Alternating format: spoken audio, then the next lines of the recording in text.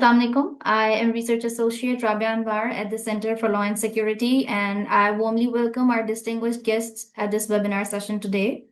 So the topic under discussion is diplomacy at the war front.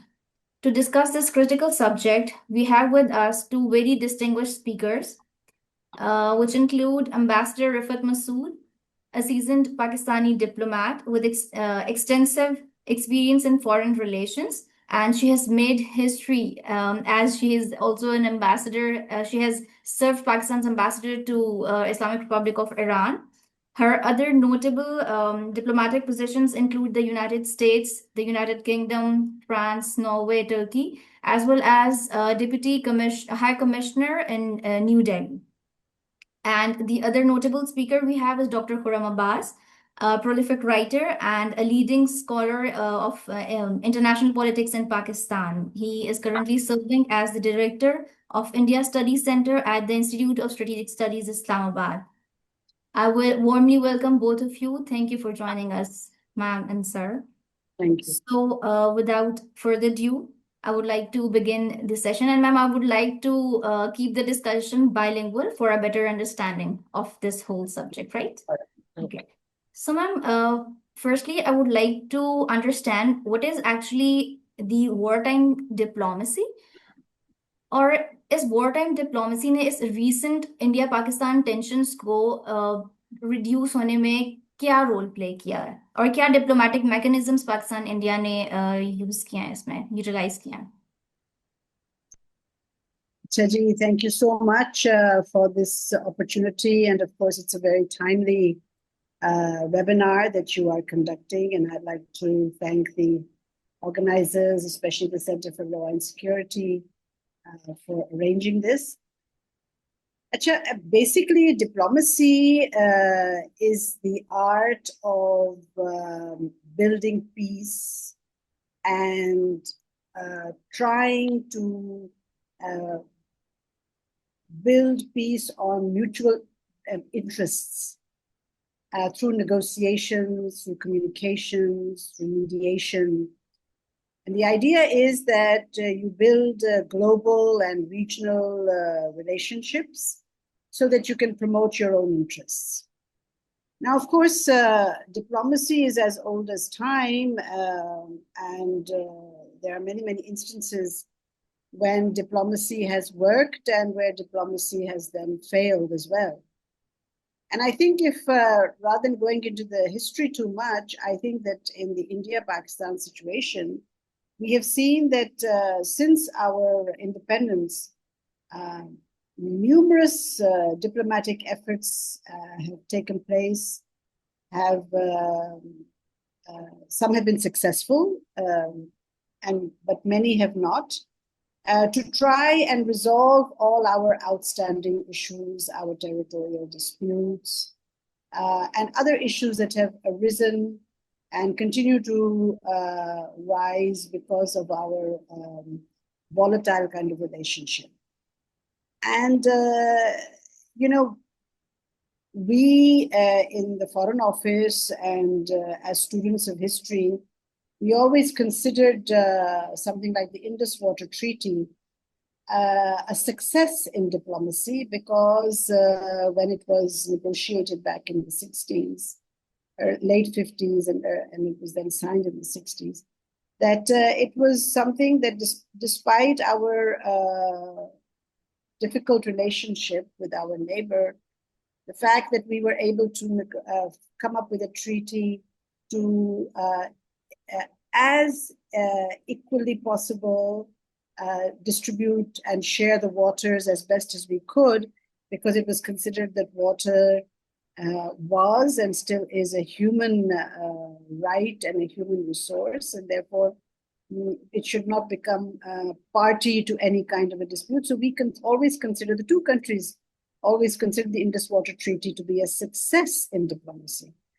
But we have seen in the recent conflict that took place, the Indus Water Treaty itself became a contentious issue, and one particular party, which is our neighbor to the east, decided that they were not going to follow or respect the Indus Water Treaty. Now, before we get to a conflict, the diplomats are at play before, during, and after a conflict. Before the conflict, they are communicating and negotiating and mediating. These are the three instruments that diplomats and diplomacy uses to prevent any kind of conflict coming and to build upon commonalities so that, we can find common ground and work towards improving relations. So since, in fact, our independence, as you know, we have had many conflicts, three big ones, and continually we have small ones along the line of control and so forth. But we always try to prevent the conflict. And once the conflict breaks out, which basically means a failure to some extent of diplomacy, and then we open up mediation doors and we open up communication lines behind the scenes in the back door to try and help end the conflict as early as possible, because of course it is at the cost of both human and material life, and neither country, in fact, no party wants a conflict to continue for a long period. And then after the conflict is over, there comes the third stage, which we are at the moment, in which we try to again continue negotiating, if not bilaterally, multilaterally, or through regional forums. And we try to keep the lines of communication open at all levels, whether it is at the working level of diplomats and bureaucrats, or at the political level, or even by using mediation efforts of third parties and trying to bring them in to resolve and bring down the temperature, bring down the feeling of hatred. So I believe that diplomacy plays a very crucial role when it comes to during wartime, during the conflict as well. Right. Because while the conflict is happening, we are also making efforts to prevent its escalation. And we try to mediate the disputes, and we try to establish the peace once again. Because that is, diplomats working at a war front as well. And usually these discussions, because obviously the conflict is hot and missiles are flying and, rockets are being fired and this and that. But the diplomats are working at the back door, and they're trying to prevent its escalation by mediating and trying to create alliances, build coalitions with friendly countries that have interests in the region, so that the power remains balanced. There's a balance of power, and the potential of the conflict escalating into neighboring countries is prevented. Right. Effective diplomacy is vital for managing these crises. And sometimes we have a situation in which diplomacy can be used to mediate disputes, but it also, in fact, is essential for ending that conflict. Because what happens is when the war situation is on, as we saw recently, it is the job of the diplomat to make sure that it tries to end the conflict. He or she tries to end the conflict as early as possible. And I think that in this particular case, both sides, because although India was the aggressor, usually is, and aggression can, by the way, take place by both, by the bigger party and by the smaller party as well. The bigger party wants to start the aggression because they want to establish their role in the region. They want to show their hegemony. They want to show their strength. So they may start an aggression. As the smaller party, may also start the aggression just to test the waters as well. So this can also happen. But what I'm trying to say that diplomats and diplomatic relations can be maintained throughout the conflict, while seemingly it seems that diplomatic relations have broken down. At the moment with India, we don't have an ambassador. Our high commissioners in both countries are not there. We have downgraded, the Indians decided to downgrade the embassies even further.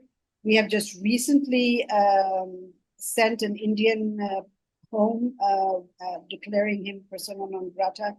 They also sent Pakistanis home. So while they have reduced the diplomatic strength, however, I think the communications and the diplomatic relations remain maintained, unless you have a total breakdown and you withdraw your embassies altogether, like in the case of the United States and Iran, for instance. Right, But very in right. Pakistan and India situation, our diplomatic relations remain, which shows that on both sides, despite the hostilities, there is a feeling, a move to try and keep the lines of communication open.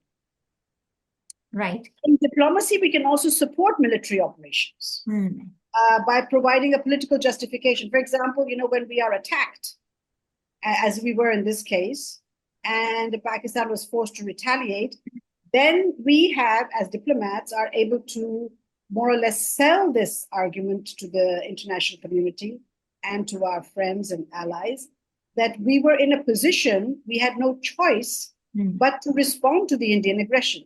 So in that, also the diplomats play a very crucial role.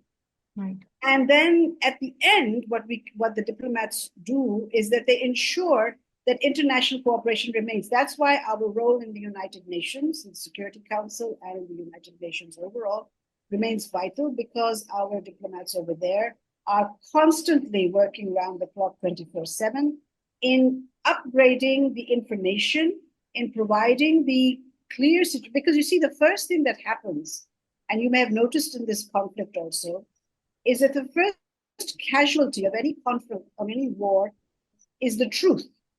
We never know what is happening on the war front itself, because each country tries to outplay the others through the media, or otherwise also trying to show that they have been successful in this field and they have crushed the enemy. I mean, we saw how India was going totally berserk in fact, claiming that, Karachi port had been compromised, and, they had destroyed so many cities in Pakistan. So all this has to be then very carefully calibrated and explained by our diplomats to the international community that what is the actual situation. Right. So I think in this whole scenario, I think the diplomats play a crucial role in the beginning to prevent the conflict, during the conflict, and then after the conflict also try and bring the temperatures down. Right, very right.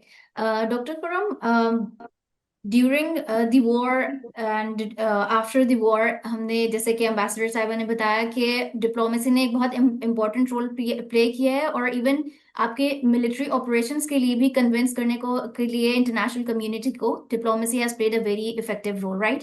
So sir, what in according to your understanding, what were the challenges being faced by Pakistan, especially during this entire episode?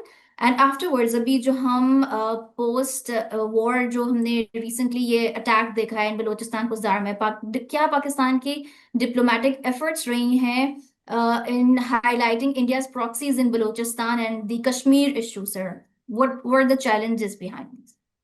जी, बहुत शुक्रिया. Let me start with the first point about the war diplomacy, and I think Ambassador Rifat have very broadly discussed various aspects of that. The war or the conflict or crisis, whatever you say, between the two countries, were fighting by both countries at various levels, whether it was air, sea, land, or even in diplomatic domain. And if I, borrow the words of Air Vice Marshal Aurangzeb, who said that it's 6-0 between the air forces of the two countries, I think the Ministry of Foreign Affairs between the two countries has 2-0, and I'll tell you why.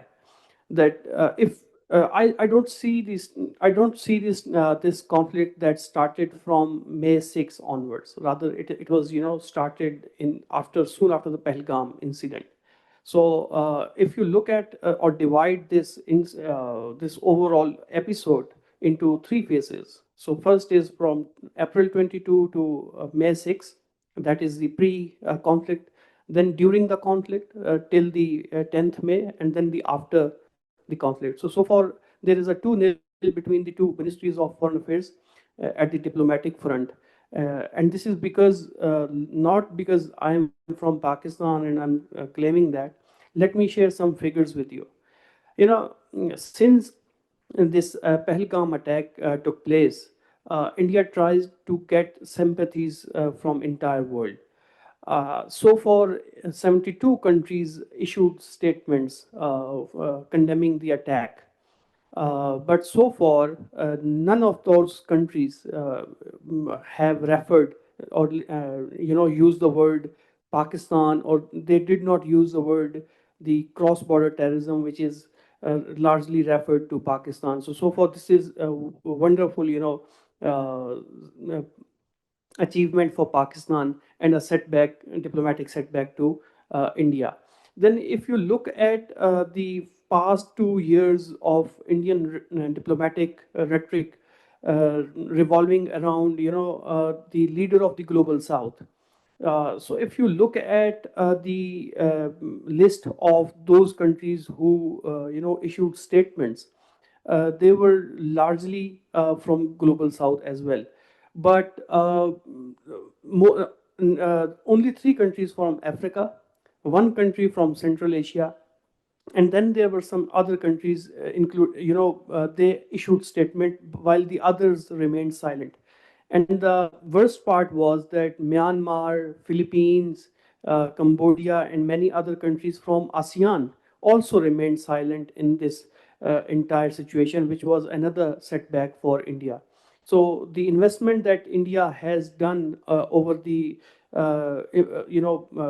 getting the title of leader of the global South has also waned over the time, because no country clearly supported India. If you look at the major powers, especially the US or EU, again you will find out that they largely remained neutral.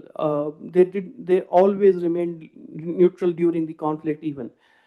They tried to de-escalate situation. They tried to diffuse the tensions, and I call it the cost of multi-alignment. These countries are happy to do business with India, but they are, in international relations there is always a reciprocity. EU and US tried to get the uh, active role, the expected active role from India during the Russia-Ukraine war, and India largely remained neutral or multi-aligned, what they call. And this was the price they had to pay back during this crisis, where they had expectation that the strategic partner like US or EU will support India, uh, but they did not. They largely remained again multi-aligned, what India used to say. So there was back-to-back setbacks for India on diplomatic fronts. Right, sir. I also, point out here that our leadership has also played a very active role. 25 appearances have been made by our political leadership, including the foreign minister, defense minister, and then the minister of the information and broadcasting. And then our some ambassadors also had 7 appearances in different major international news outlets, including the ambassador from Russia, US, UK. So this has provided us some kind of a broader space to present Pakistan's viewpoint to the world. And you asked about the challenge. The major challenge was, this stereotype, attached to Pakistan, related to cross-border terrorism, which is for past 15 years of investment that India done. I think we largely have, succeeded to basically segregate this stereotype, because at this point, our signaling was quite strengthened and strong one, because the soon after, and of course this was because of the blunders made by India, because they were very quick in deciding or alleging Pakistan being the part of this attack, of this attack. And then Pakistan also had some cooperative role, like Pakistan's prime minister asked that we are offering our cooperation. So if the investigation is being done neutral at the neutral level, so international world community, did not buy the Indian narrative overall in this entire episode of Pahalgam, which is, I think, quite understandable. Uh, Now, the point is that you asked about the security situation. Again, this is something Pakistan has been sharing with the international community, and also we have seen that this is not only Pakistan, but also we have seen some episodes in US and Canada where India has also gone there for to mute the dissent of dissident voices. Now, the problem is that if you look at the Balochistan, I think now Pakistan has a very good position. I would say that Pakistan is in a very good position to do some kind of a diplomatic uh, should start a diplomatic onslaught on India. I have seen some voices who are basically saying that we have to push back this entire war back to India. But in my opinion, it is more about doing some kind of a diplomatic onslaught on India through various means. And our delegation that is about to go in various capitals, I think this is the responsibility of that delegation to present some evidences to international community that look, it is not only that India is belligerent against Pakistan through the conventional means, but also it is doing it through the subconventional means as well. Right, very right. Thank you, sir. Acha, ma'am, I'll switch to the mediating role of US, and I have a question for you regarding this, ma'am. Initially, हमने US का एक restrained role देखा in this mediation effort, and right after that, all of a sudden, we have seen Trump declared a ceasefire and everything. So, ma'am, how do you assess this shift in his decision? What could be the underlying factors behind that? देखिए जी, इसमें दो तीन बातें हैं। President Trump अभी recently वापस आए हैं, और आते साथ ही आपको पता है जैसे ट्रम्प साहब की आदत है, उन्होंने बहुत सारे ट्रेड मेजर्स लिए, तो सबको नाराज कर दिया। एक किस्म का चीन को नाराज कर दिया, कनाडा को, सबको, पूरी दुनिया को नाराज कर दिया, कहने लगे कि जी हम तो ये कर। अब हमारे खित्ते में भी उनकी जो है ना बहुत गहरी दोस्ती है और अलायंस है, बल्कि उनका तो प्रोटेजे है इजराइल, जो कि गजा में जो है ना अपनी बर्बरियत दिखा रहा है। सो द पॉइंट इज कि जिस तरह के खुरम ने अभी बताया, यूक्रेन में तो एक कॉन्फ्लिक्ट जारी है कई सालों से, गजा में इजराइल अपनी बर्बरियत दिखा रहा है, और पूरा मिडल ईस्ट इस वक्त जो है ना एक आतिश में आया हुआ है। कुछ पता नहीं है कि क्या इसका नतीजा निकलता है। Israel is continuing. Middle east का तो मुझे लगता है कि मैप बदल जाएगा कुछ अरसे में। ईरान पे जो है ना, उनकी यूनाइटेड स्टेट्स की शुरू से ही उनकी वो है कि जी हमने तो ईरान को तस्लीम ही नहीं करना, ईरान का न्यूक्लियर प्रोग्राम खत्म करना है, ईरान की रिजीम को चेंज करना है।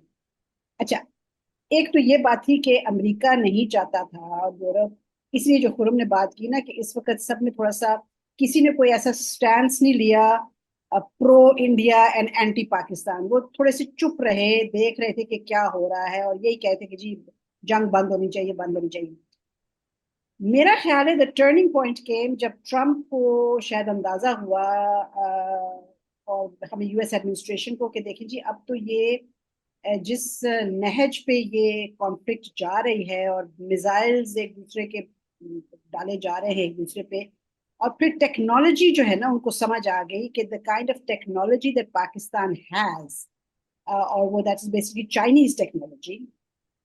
और उन्होंने देखा कि ये चाइनीज टेक्नोलॉजी जो है, जो कि हमारे पायलट्स भी और हमारी मिलिट्री यूज कर रही है, ये somehow is in a way more superior or more sophisticated, or maybe our military, our pilots are using it in a more sophisticated manner, जिससे उनकी जो टेक्नोलॉजी है जो कि यूएस या Israeli, because remember the drones that were coming in were from Israel, तो उसको थोड़ी सी वो आउट मनूवर कर रही है। तो थोड़ा सा मुझे लगता है कि ये बैकफुट पे आ गए और इन्होंने सोचा कि देखें जी, ये तो दोनों न्यूक्लियर मुल्क हैं, इनके पास न्यूक्लियर पावर है, और अगर पाकिस्तान को, अगर एक इंडिया ने अटैक किया, फिर पाकिस्तान ने अटैक किया, फिर इंडिया ने किया, दिस वाज गोइंग ऑन, और अगर पाकिस्तान आगे बढ़ता है और हिंदुस्तान भी आगे बढ़ता है तो कहीं ये कॉन्फ्लिक्ट और सूरत ना इख्तियार कर ले, in other words nuclear threshold को क्रॉस न करे. So this was probably in Trump's mind as well. उसने कहा भी है, you know, there are two nuclear powers and you don't know, we had stopped a nuclear war. हालांकि मेरा ख्याल में कि न्यूक्लियर तक तो शायद हमारा जाना जरा, हम दोनों मतलब सेंसिबल, हमारी मिलिट्री भी सेंसिबल है, हमारी पॉलिटिकल इस्टेब्लिशमेंट भी सेंसिबल है, दोनों साइड्स पे. इंडिया भी हालांकि इस वक्त तो मोदी थोड़ा सा पागल हुआ है, लेकिन इतनी तो सेंस उसमें भी है. But I think it was the superiority of the Chinese technology and the technology that we were using and our air power, the superiority of our air power, जो इन्होंने नजरअंदाज किया हुआ था. इनका ख्याल नहीं था कि पाकिस्तान के पास इतनी मिलिट्री मनूवरेबिलिटी है कि मतलब हमने एयर बेसिस डिस्ट्रॉय कर लिए, हमने उनकी मिलिट्री इंस्टॉलेशंस को डिस्ट्रॉय किया. तो दे फेल्ट कि इसको अभी यहीं पे रोक लें, इससे पहले कि ये एक तीसरी कॉन्फ्लिक्ट, उधर यूक्रेन तो है ही है, गजा को आग लगी हुई है, मिडिल ईस्ट को आग लगी हुई है, कहीं साउथ एशिया में भी कुछ जो है ना मुश्किल ना आ जाए. And specially with China there, as China U S तो आपको पता है राइवलरी है, हमें चाइना ने भी अपने एक किस्म के दांत दिखाने थे यूएस को कि देखें ऐसे नहीं होता, अगर पाकिस्तान को कॉर्नर किया जाएगा तो हम हैं पाकिस्तान के साथ. So I think all these factors played a role. Trump को जो है ख्याल आया कि I think we should stop it now, और इसलिए वो ट्रेड वगैरह की बात कर रहा है जो कि उसकी आदत है, जिस तरह उसका स्टाइल है बोलने का. I think that's the background to it. Very right, ma'am. Very right.